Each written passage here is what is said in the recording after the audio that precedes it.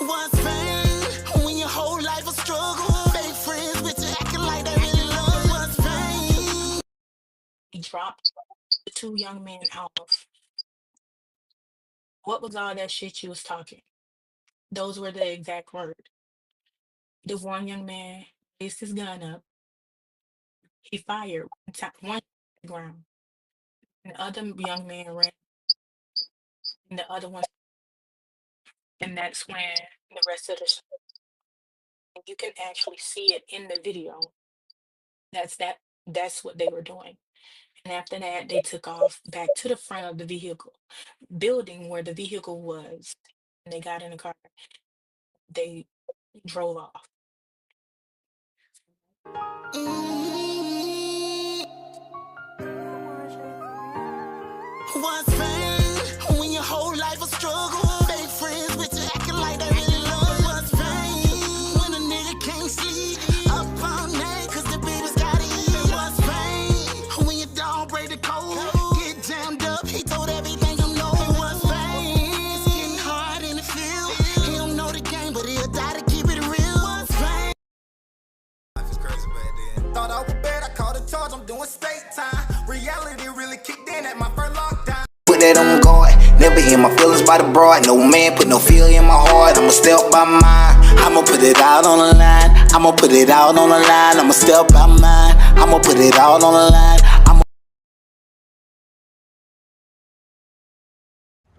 It is 5:50 a.m. We're here in Daytona Beach with narcotics, SWAT, and Port Orange Police Department. They began an investigation into a former Daytona Beach police officer, Amber Williamson, who I hired in 2009, and she spent 10 years with the DBPD.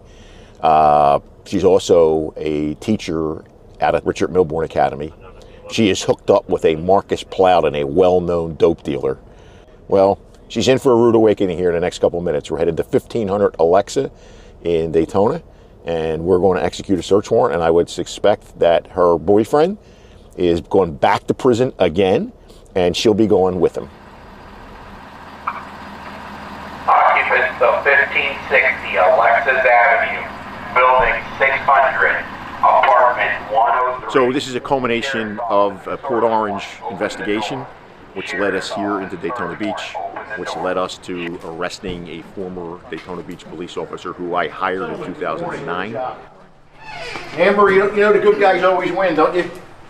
And not only is it sickening that somebody who took an oath to protect these streets of Daytona Beach is working with kids and is out there peddling this poison, destroying family and destroying lives.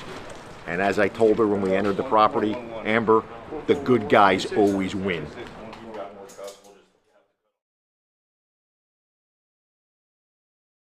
Life is crazy back then. Thought I was bad, I caught a charge, I'm doing state time. Reality really kicked in at my first lockdown. And fentanyl is a disgusting drug, absolutely disgusting drug. But we've only got Big Pharma to blame for it. My old man was a prescription fentanyl addict.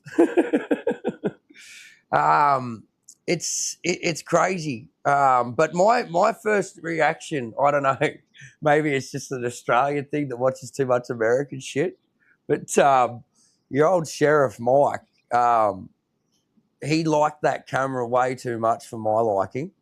It almost felt like the vibe that I got was like this dude had a personal vendetta against this woman. And look, it'd make sense if he'd hired her, if he hired this woman and then he had to go and arrest her for fucking moving or trafficking large amounts of fentanyl. I get it, but I don't know. There was something in the way that he presented himself in that. I was like, fuck, he really doesn't like this bitch. He's getting way too much joy out of that. I don't know. That's what I picked up on. But like I said, logically that would make sense. Like if he's trained this woman, put her through and employed her, and she's gone out and done this type of shit, like you would have a personal vendetta against her, wouldn't you? You're like, that's... Well, yeah. You would, and two, and a lot of kids are dying from this fentanyl. Well, a lot of people, well, not just kids, a lot of people, period, are Everyone. dying from this fentanyl. Yeah, fentanyl is just It's all bad. around So the world, mate, because they're cutting it in everything, and it's just people Yeah. are ODing left, right, and center. yeah, And fentanyl is a disgusting drug, absolutely Yeah. disgusting drug. But we've only Yeah, so like the phone calls or whatever came in. So the detective ended up calling one day and basically told us that the boyfriend was the lead suspect in the case. The boyfriend. Come to find out, this wasn't his first murder. He was an older guy. So old cats, they kind of they know their tricks and trades or whatever, but. It was the boyfriend. Getting caught, but he only ended up serving 10 years manslaughter because they couldn't find the gun. Now there was a lady. Hold on. Make sure I heard you say that right. He only got 10 years for killing manslaughter. Yeah, they couldn't find the gun. Because they couldn't find the Because they couldn't find the murder weapon. 10 years. So tell me this then. So the way this shit played out in real life, tell me you ain't seen this motherfucker on the street again later in your life. Yeah, so like. No, that's a yes. That's a yes. So like for the longest. You hear this shit?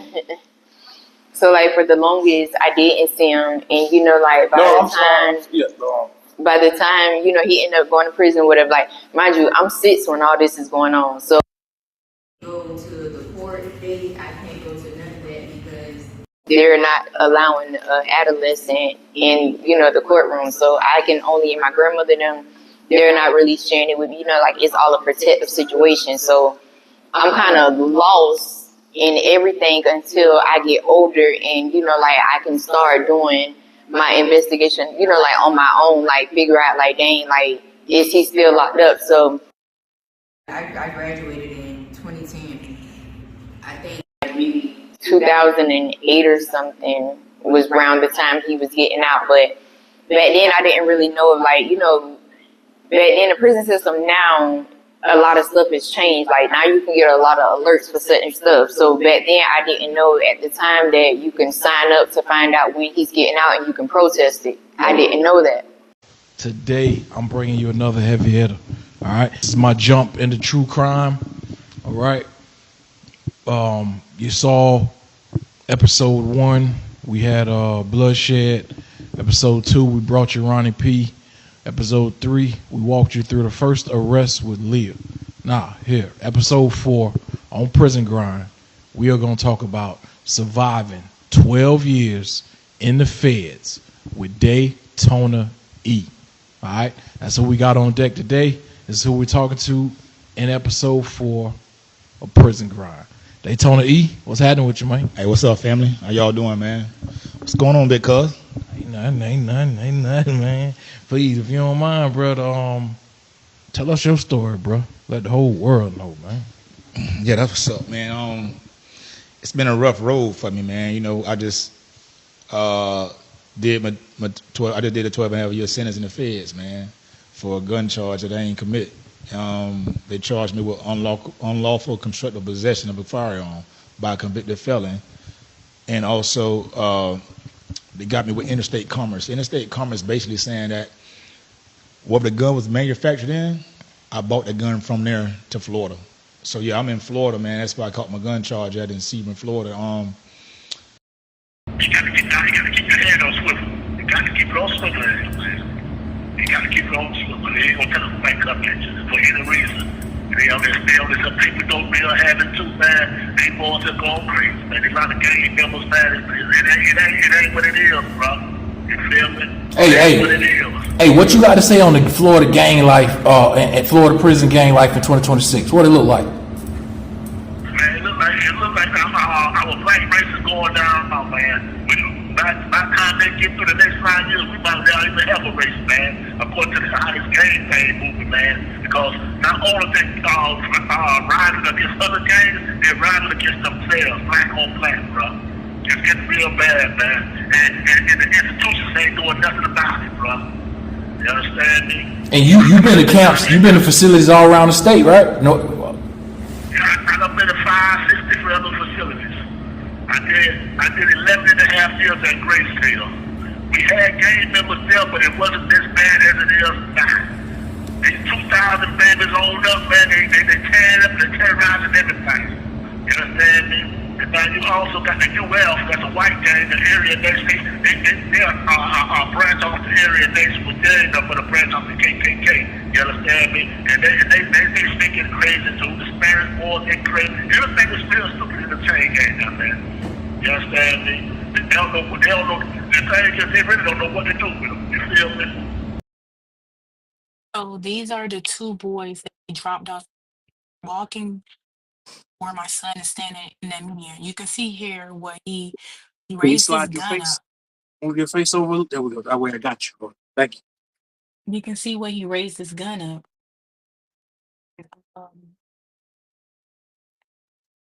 The one time you can see all that. You're gonna see all that. I'm gonna explain to you everything. They walked up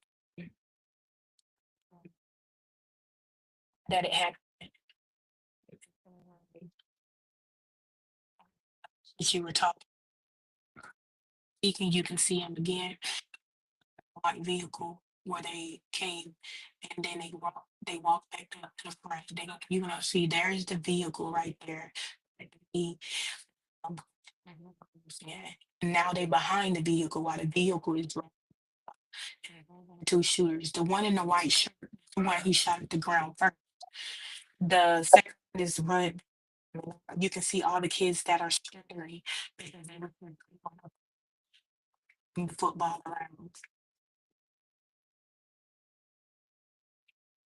All right.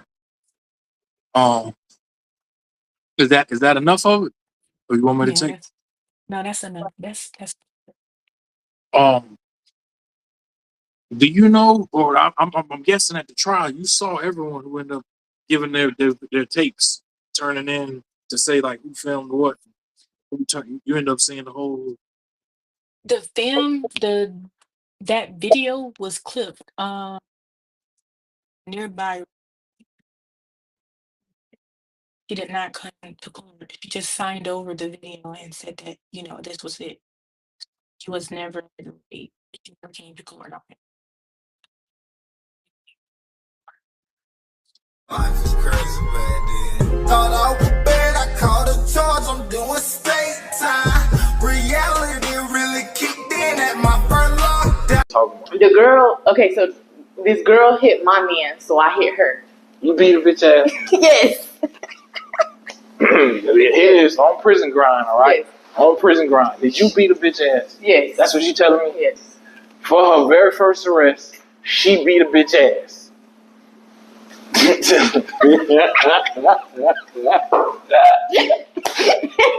Yes, that's what happened.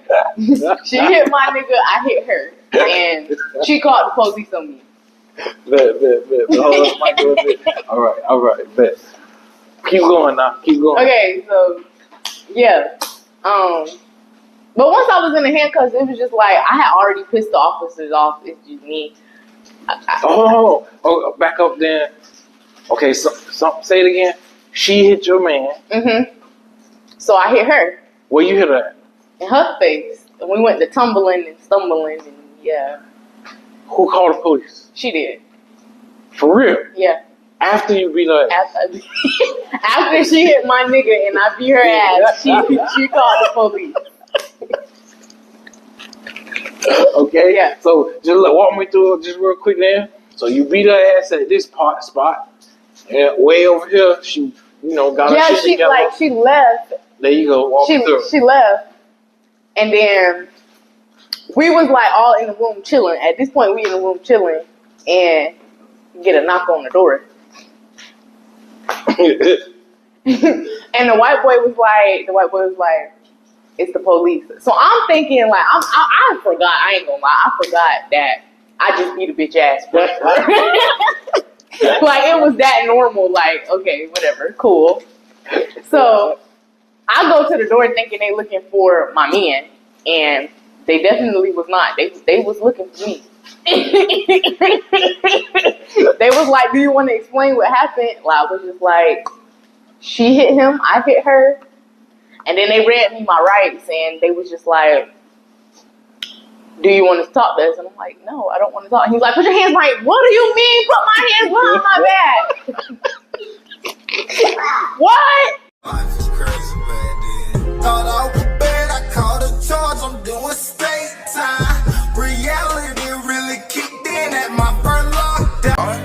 I wonder heaven got a gate to let the thugs in. I hope they got a gate to let the real niggas in. I wonder heaven got a gate to let the thugs in. I hope they got a gate to let the real niggas in. I wonder heaven got a gate to let the thugs in. All I wanna know. I wonder heaven got a gate to let the thugs in. The thugs die where we go. Like where we go when we die.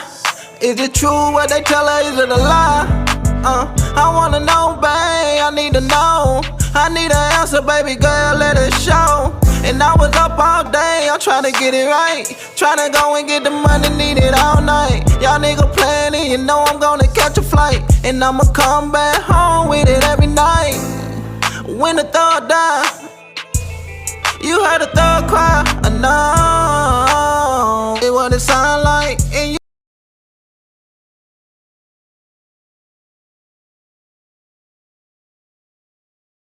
Same motherfucker. Same motherfucker. Right? He killed your mama. Now he on Facebook, and you can see when he updated his goddamn cover photo. Because he changed his name to include an E. He done killed your mama, got off for manslaughter and not murder. Motherfucker added E to his shit. And now he is online fucking posting all these years later so that as a 5-year-old, right, this is what law has to go through. As a 5-year-old, what you dealt with, you now have to see this motherfucker on Facebook, possibly friending you or people you know, or, you know, you have to see him getting likes and shit on, you know, see the fact that he has friends and followers and all this other shit her whole life. It's bad enough he killed her mother, right? It's bad enough for that. Now you got to, you know what I'm saying? You got to see him go through that. You grow up, you can't even get past that because what? He's got a Facebook page now. He's got a Facebook page and shit. He can tell you and show you where he's worked or not worked, what TV shows he likes or doesn't like, what books he likes or doesn't motherfucking like now after he killed your mama all them years later. Oh, look at this motherfucking part of the group, you know, part of Facebook that he likes or whatever. You know what I'm saying? It's the real shit Law's got to deal with. You know what I mean? Tell me what other show bring it to you like this, all right? This is The Victim's Pain. Sergeant War Dog TV.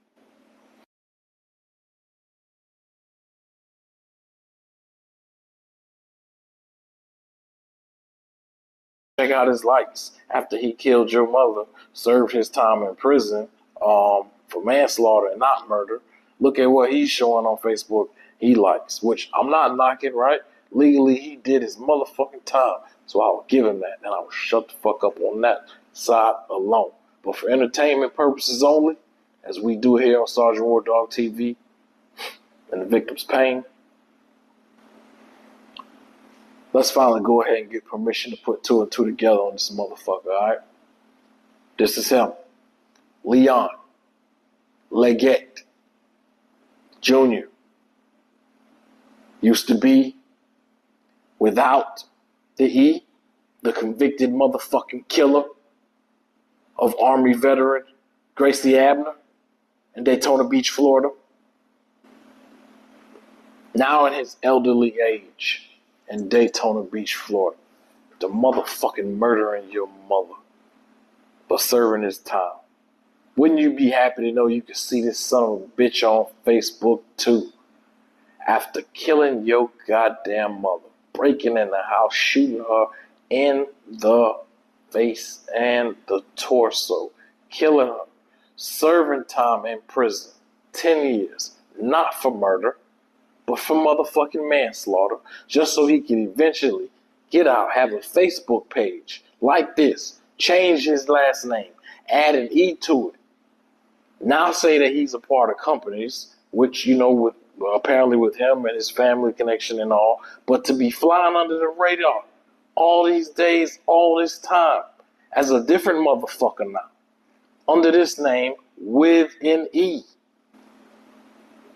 Say, hey, please take me to the river, way down on the river. Take me to the river, way down on the river. Please take me to the river, way down on the river. Please take me to the river, way down on the river. That's what he say, hey, please take me to the river, way down on the river. Take me to the river, way down on the river. Please take me to the river, way down on the river. Please take me to the river, way down on the river. That's what he say, hey, please. So they sent me to the Low in Coleman, Florida. So I went to the Low in Coleman, Florida. That was strange too, man. And that was strange because it's open bay. The medium, I had a cell. I had a private. So from Georgia back down to cell. You got a 2-man cell, and you got cubicles. You got block concrete cubicles. Did that alone fuck your head up a little bit? It messed me up, man. Yeah. I just did 4 years in this place where I'm by myself, solo, and I can pick who I want to come in my cell. So that's the thing too. You just can't go into a man's cell. You got to knock, or you got to ask, hey man, can I move in with you, bro? If that dude like you, he's gonna say, yeah man, come on. He gonna lay down the rules to you. Ain't none of this, ain't none of that, ain't none of this, ain't none of that, ain't none of this. And I had to gravitate to that, man, in Feds. I had to gravitate to that, especially at Jessup. Before I got there, Can you speak on that part real quick? Speak on what it's like for a man to tell you, you know, what his selection process is and his rules for his cell and how you got to, you know. So the first thing I ask you, right, how long you been in? You may say a year, you may say 2 years, you may say 5 years. So if another inmate say, man, I've been in 5 years, so automatically, dude that's asking you that, he gonna know how you live. You know, respect, because respect is the main thing in Feds, man. In prison in general, respect the next man. You ain't got to love me, you ain't got to like me, but you're gonna respect me. Motherfucking right. Okay. You're gonna respect me. So I got out. When I got out, that same notation, it stuck with me. Listen, you ain't got to respect me. I'd rather have respect than love. Right. Because if you respect me, you're gonna know how to love me, and you ain't got to love me. Damn. If you respect me, you gonna say it again. If you respect me, you're gonna know how to love me. Okay. Yeah. Okay. So it goes a long way.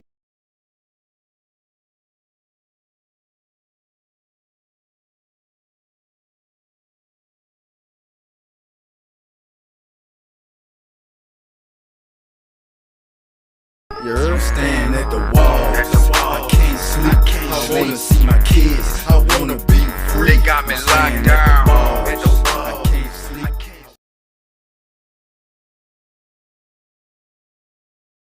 Basically, tell everybody what you want to get out of prison grind. What you want to get out of prison grind. What you want this to be about. Where you trying to go. So we know what's really going on in the prisons. Like, we don't know what's really going on. We only know what's being said. Well, we finna know what's actually being said and done inside the prisons and the feds. Like, yeah, y'all want some stories? We finna give y'all some stories. I don't know if y'all can handle it. Don't get mad when the truth come out. I hope it ain't your people, but hey, it is what it is. You want to know? You finna find out. That part. Hey, again, touch on that. Explain to them what you're saying when you tell them how they been fed, how they been treated, just all around. They already been sentenced. They're doing their time. They're still fucking human. So why not treat them like they're human instead of treating them like they dogs on the street, feeding them slop and shit? They don't get the right medical attention. Know people that had strokes because they wouldn't refill, their medication on time before they ran out. Days without it, and I had a stroke. Make it make sense. It don't make sense. And then you can't give us no answers. No, we finna know firsthand. Phone calls from the inside, videos from the inside. Y'all finna know exactly what's going on. You're standing at the wall. I can't sleep. I wanna see my kids. I wanna be free. They got me locked down.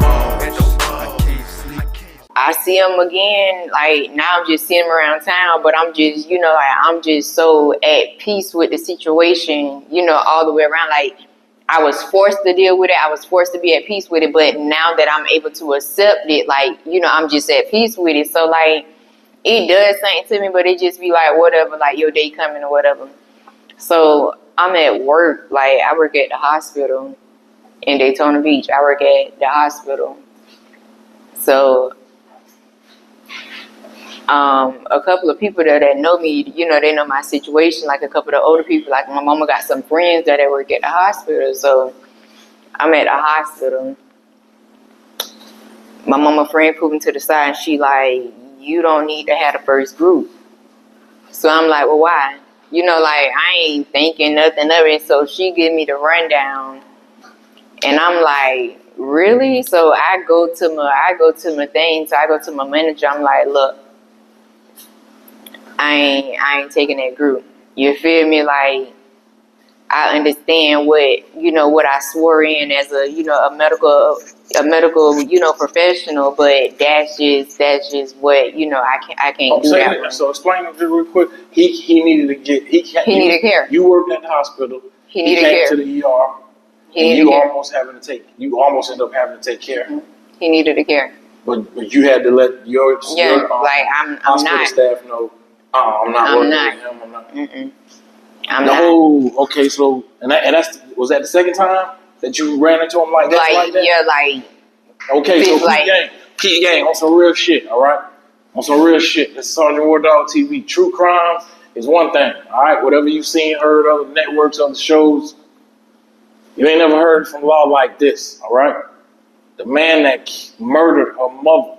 All right, not only got 10 years in the state of Florida for manslaughter because they couldn't find the gun. All right, and her name is Miss Gracie Abner. All right, she's a U.S. Army veteran out of Daytona Beach, Florida. All right, after he broke into the house and murdered her, shot her multiple times. Right, he got out after just 10 years, and law just told you she ran into the motherfucker at a Walgreens in Daytona Beach, Florida. And then she's telling you, as she got older, after he was released and walking the streets, she was working at a hospital. And who comes in the ER? This motherfucker. You're standing at the wall. I can't sleep. I wanna see my kids. I wanna be free. They got me locked down. The girl, okay, so this girl hit my man, so I hit her. You beat a bitch ass. Yes. It is on prison grind, all right? Yes. On prison grind. Did you beat a bitch ass? Yes. That's what you telling me? Yes. For her very first arrest, she beat a bitch ass.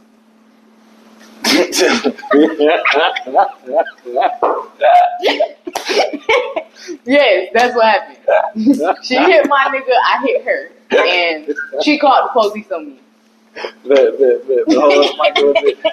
All right, bet. Keep going now. Keep going. Okay, so yeah. But once I was in the handcuffs, it was just like I had already pissed the officers off. It's just me. Back up then. Okay, so say it again. She hit your man. Mm-hmm. So I hit her. Where you hit her at? In her face. And we went to tumbling and stumbling and yeah. Who called the police? She did. For real? Yeah. After you beat her ass? After she hit my nigga and I beat her ass, she called the police. Okay? Yeah. So just walk me through it just real quick now. So you beat her ass at this spot. Yeah, way over here, she, got her shit together. she left. There you go. Walk through. She left, and then we was like all in the room chilling. At this point, we in the room chilling, and get a knock on the door. And the white boy was like, it's the police. So I'm thinking like, I forgot. I ain't gonna lie. I forgot that I just beat a bitch ass. Like it was that normal. Like, okay, whatever, cool. So I go to the door thinking they looking for my man, and they definitely was not. They was looking for me. They was like, do you want to explain what happened? Well, I was just like, she hit him, I hit her. And then they read me my rights, and they was just like, do you want to talk to us? And I'm like, no, I don't want to talk. And he's like, put your hands behind. What do you mean, put my hands